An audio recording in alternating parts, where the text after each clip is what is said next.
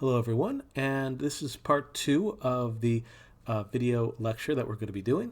Now, what I'm just doing right here is just, again, a little preview of what we're going to be rendering out, and I'm going to give a couple tips and tricks that'll hopefully be able to help everyone with what they're going to be doing next. I'm just going to explain how I got the lights, just so you can get an idea of how to approach this if you need a little refresher. And hopefully some of the stuff I go over today will help you with your own lights. So basically the way that I got this light was I did 2 different light sources. One of them actually copied a couple times. So to get this started, I basically made myself a tube. Now you can get this, it's actually called pipe. You can get one of these by going to Create, Polygon Primitives, and yep, pipe's right here. But just for the sake of time, I'm just going to copy one of these and put it directly in the center. You'll find that if you actually start the lighting or creating one of these lights in the center, it does make things considerably easier. And then what I did after that was I went to Create, Lights, and these are all the main lights that you can find. I'm going to be honest, the only ones you'll really need is probably going to be either a point light, spotlight, ambient light if you're indoors, and if you're outdoors, the only one that you're going to really need is the directional light, and maybe a couple extra, an ambient as well, just to help light up a couple sections. But anyways, so what I have here is technically called a point light. And if you remember from last semester, a point light basically lights in all 360-degree directions. So in other words, for this, if you were to go to your attribute editor, all the details you should be found here, including your color, your intensity, your decay. Now, again, if you're going to be doing the decay, I'm just going to show this real quick. What that basically entails is it basically means after over a distance, it's going to start losing its luminosity. So if I go to linear over here, you'll notice that the next time I render this, that area is considerably darker because, again, over distance, it starts losing its luminosity. But if I put this at 20, yeah, you'll see this area starts getting a little bit lighter, but as you go away from it, it gets a little bit darker and so on. But anyways, oh yes, and the shadows, if you need a little refresher on that, what I have for my settings that works pretty well is in the shadow area down here, you click that. You turn on the option that says Depth Map Shadows, change this to 256, and change the filter size to 6. That usually gets a pretty good shadow without overdoing it. And yeah, for the other ones, I have them all at intensity of 20 and such like that. And that basically gets the look that I have here. But just a heads up, that's only a start of what you can get for this. So. Also, something to kind of keep in mind is even when you have this set up, there might be a couple areas that could use a little bit of lighting. So, for example, the areas around here and the ceiling are a little bit on the dark side, so that doesn't really help us completely. But if you have an ambient light, once again, you go to Create, Lights, Ambient. You don't need any special settings, just the regular one here will do. And just keep this at a very low amount. I'm going to put this at 0.10 so you can see the preview a little bit more interestingly. It'll add a little bit of extra light to make this look a little bit nicer. Let's put this at 0.2 instead. I think I got a better look for that. Yeah, that's good. Okay. That's pretty much the long and short of the lighting and how I got those there. Again, a lot of this is review from last semester.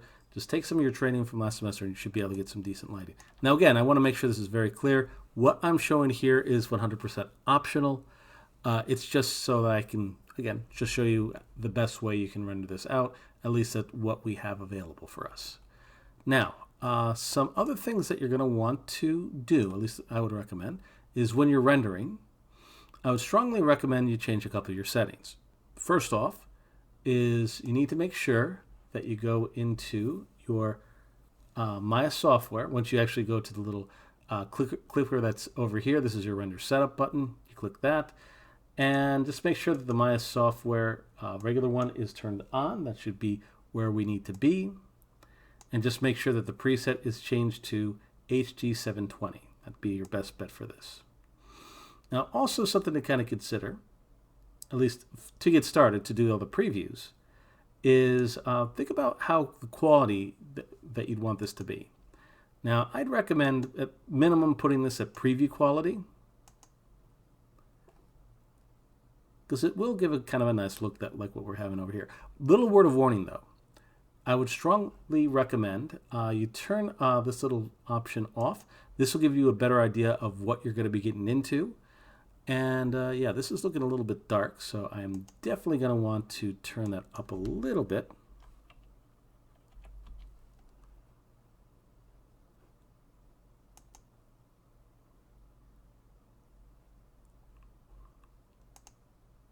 I think I'm going to have to change all the lighting options over here. I think I took a moment earlier to turn down the lights, and I think I may have overdone it, but that's okay. Because if you ever need to go back to your lights, you can go to Window, Outliner, and yeah, you can just basically turn these to a higher amount. So put this to 25. The only thing that kind of stinks about this is you'll have to change all your lights if you have multiple lights like what I have.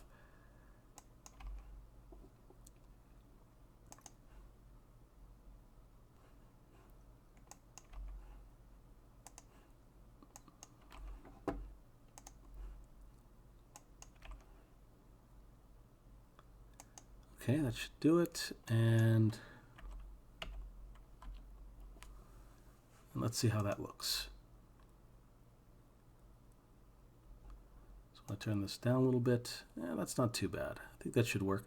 Worst case scenario, I'll be also showing you some tips on how to approach lighting up the scene after the fact. Because again, it usually renders this out a little bit on the dark side.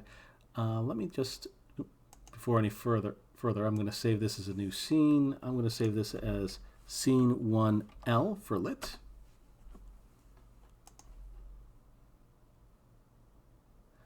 But yeah, so when you're ready to actually do the render, like you have your lighting put in there, most of your stuff should hopefully be looking pretty good.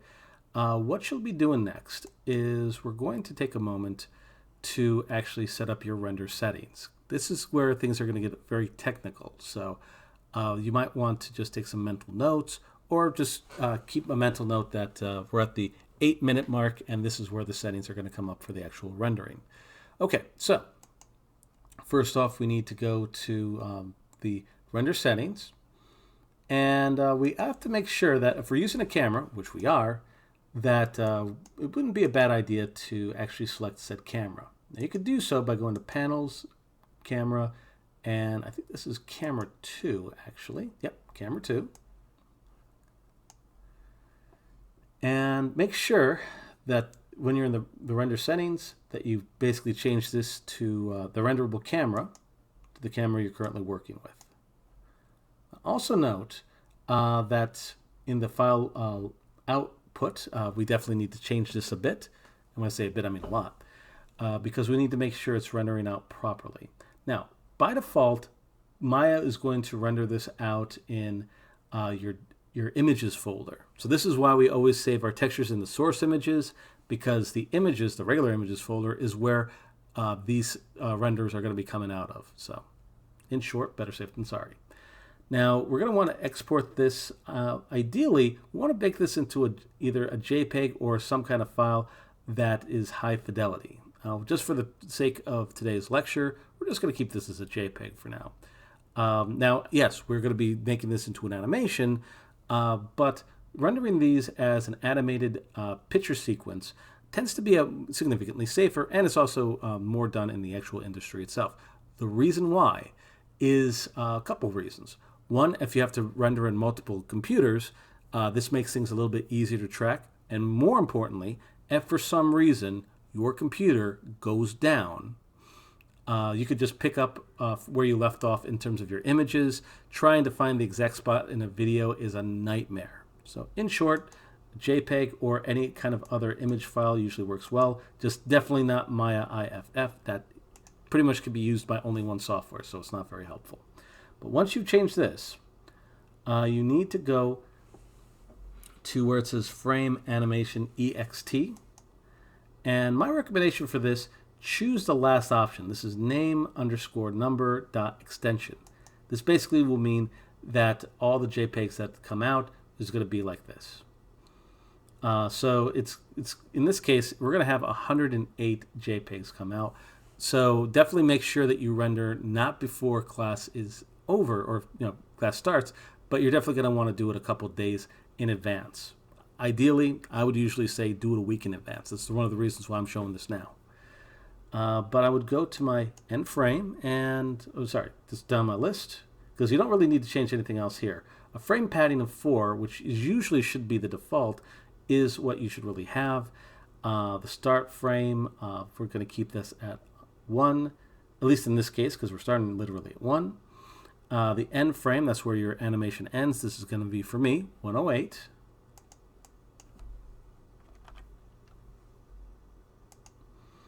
And by frame, just keep that as is. So that's pretty much all you would need to change for this, but I'll review it because I didn't go quite in order. So in this case, if you're just seeing this for the first time, you would see file output. Make sure that it's set for the image format. Make sure it's JPEG or any other image format. Like other ones that would work well as well might be TIFF or Targas, or to a lesser degree GIFs. But at least for now, since it isn't going to be a requirement, keep it as JPEG.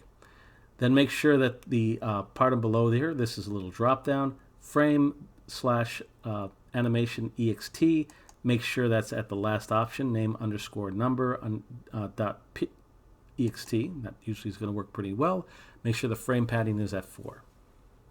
The start frame is basically where your animation is going to begin, wherever that's supposed to be. In my case, that's 1. But that's not going to be the case in every situation. The end frame is going to be at 108. So that's basically how that's going to work. Renderable camera, again, whatever camera you're looking at, that's what you want to put here. And the preset, you want to make sure that's HD 720. All the other settings here should be where they're supposed to be. Also, as I said before, make sure this is set to Maya software. Now, the next part is optional, but will create better renders. So if you wanted the quality to be at least presentable, I probably would at least put it to preview quality, but if you have the time, you might want to put it to intermediate. I'd recommend it intermediate if you can. Let's take a look at the difference between the two. So the first render I have here, this is basically the regular render. Actually not looking too bad. The intermediate quality, just gonna, there we go. I'm gonna put a render over here. You'll notice it's taking a little bit more time, putting a little bit more detail here and there, and also comes out a little bit, so when I turn off the little preview option over here, it's looking pretty good. A lot less static elements to it, so that's kind of nice. So that's kind of in the ballpark of what you'd want if you do have the time. Now, just for the sake of today's lecture, I'm going to put this at preview quality because it will take some time. But one last thing, if you did want the reflections to come in, you need to go to ray tracing quality and turn on ray tracing. Again, this is if you want the reflections. And this is where I need to make sure that I give you a very important safety tip. Make sure if it doesn't need any reflections, that the materials that happen to be on, specifically the blends, have your reflections turned off. So my hair, that's turned off. This option over here, that is not turned off. I'm going to turn that off right now.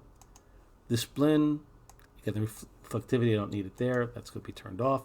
I'm going to leave a tiny little bit of reflection in the eye, like around 0.2. The hair, yep, that's already turned off, as I said before. The skin, definitely you want to turn that off. And I think that was actually it. Oop, there's a shirt material. Nope, that reflectivity turns off there. But here's the reason why. if you have reflectivity turned on and everything, first of all, it's going to take a lot longer to render. And anything that's not supposed to have a reflection, it's going to come up and it's going to get weird. So in short, unless you absolutely need it, I would definitely turn off the reflection on anything you don't need to. Also note, and this is usually a rule of thumb, the prettier or more complex your scene is, the longer it's going to take to render. Remember what I was saying before about a 4-hour render? That was partially because the person was doing particle effects with reflections. I'm surprised we did not have smoky machines, because this was around 2006, 2007.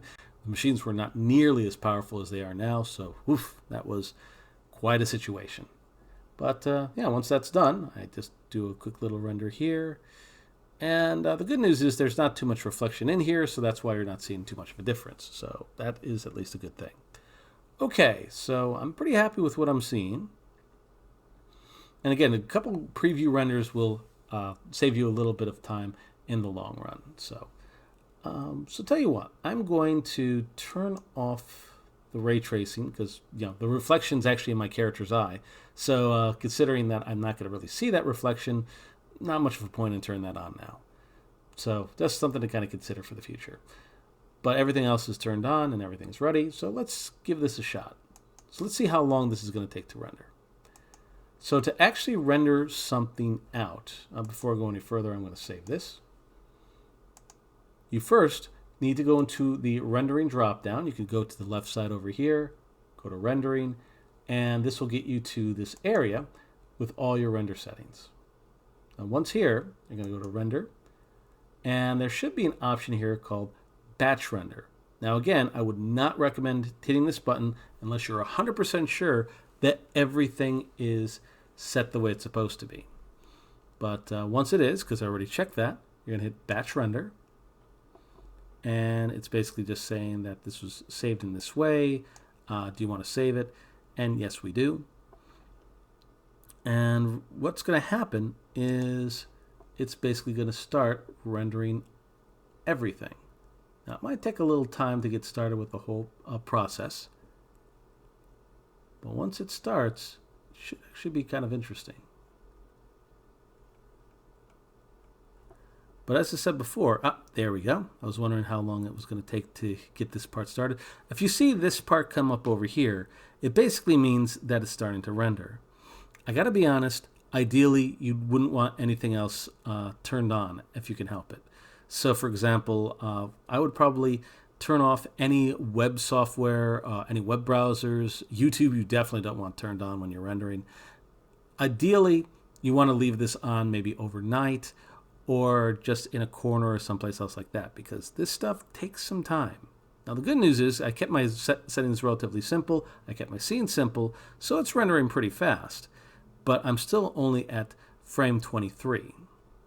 Now the way that it's going to look is going to be like right over here. So when you want to take a look at it, you can just double click, and this is what it's going to look like. Now, again, I would strongly recommend turning off that one button I showed you previously, and you're probably going to need to make your lights really bright to be able to actually see this properly. But the good news is, if for some reason it's still kind of looking weird, I am going to show you how to fix that up when you bring it into After Effects. So, anyway, here it is. Yeah, I don't need this, but I can use this. And let's see. Now, if you wanted to take a look at basically, again, if you're at where you can cancel this, although hopefully you won't need to. If you go to the file option over here, go down your list, go to where the batch render is.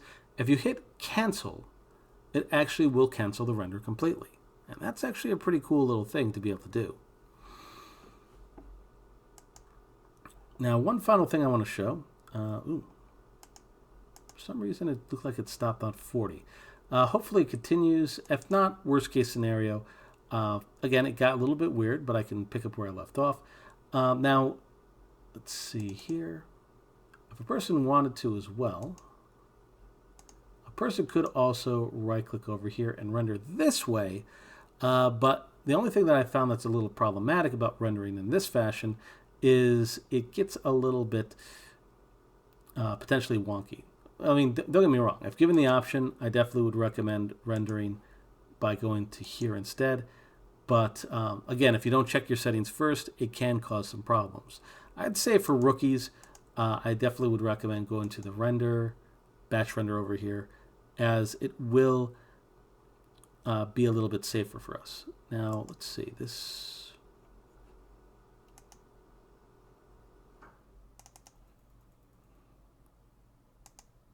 So this got to about frame 40. Is that as many as I put? Well, like I said, in the worst case scenario, if, let's see.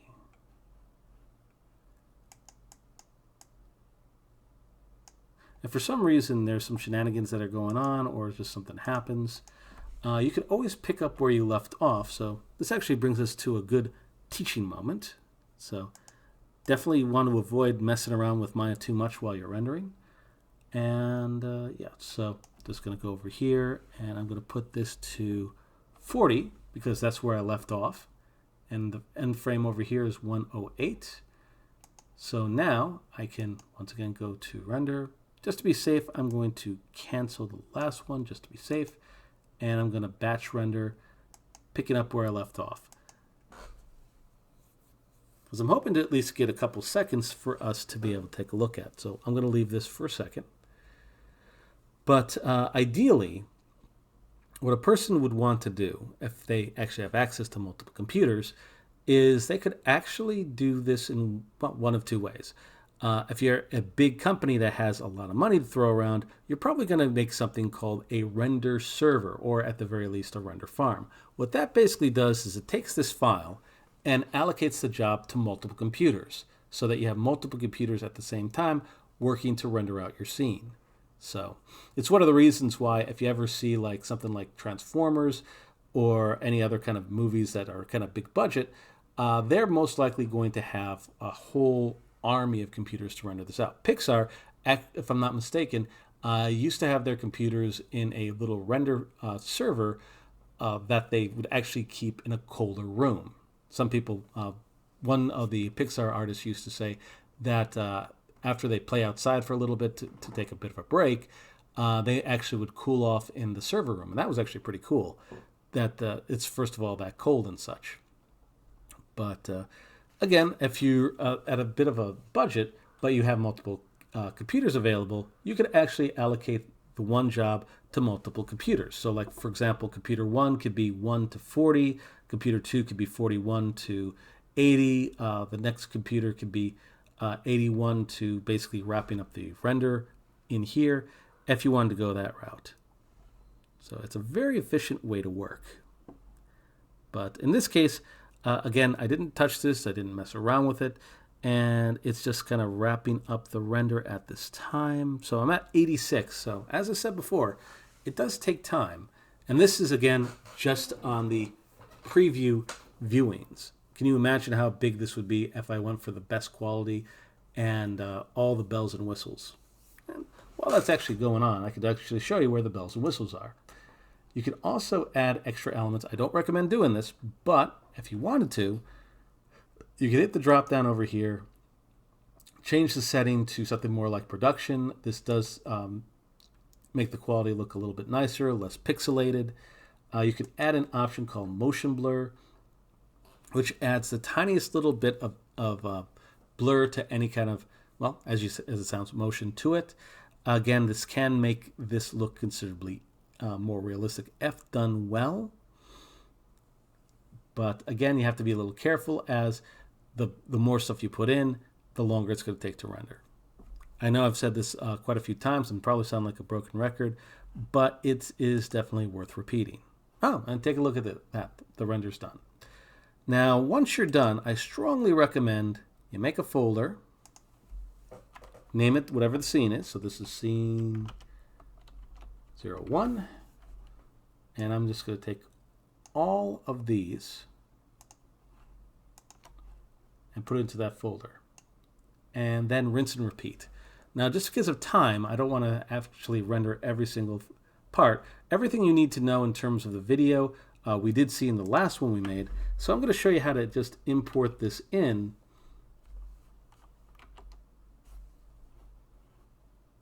Because unless you know what you're doing, it can be a little bit tricky. But once you know what you're doing, all you need to do is just import it in and it'll work like a normal video. So that's actually kind of nice. Okay, so now that this is in, you'll create yourself a new project, new composition. Again, it's imperative to make sure that your frame rate's at 24 since that's what we've been animating with. And just as long as you need it, obviously we're not going to need that long, so I'm just going to put this at exactly 5 seconds so you can see this. And then to import the actual footage we just made for ourselves, because it is a sequence of images, you go to File, Import, File, then find your footage. In this case, it can be found in the Image area. And then you should be able to actually select the very first image. And, ooh, take a look at that. It already has an option for sequence options. As long as you keep this option turned on, it should bring this in as an image sequence. In other words, it basically takes all these pictures and makes them into a video for you, or at least a video that you can see around here. But once you actually select this, select just one frame, I'd recommend selecting the very first one. And then just put that right in here. Okay, that's actually looking pretty good. I think we could do a little bit better though, in terms of being able to view this. So if it comes out a little bit light, which does sometimes happen, this in many cases is a lot like Photoshop in the sense that you can select the layer itself, go to Effects and Presets, and there should be a brightness and contrast option. Here we go, color correction, and you can just click and drag this to your layer.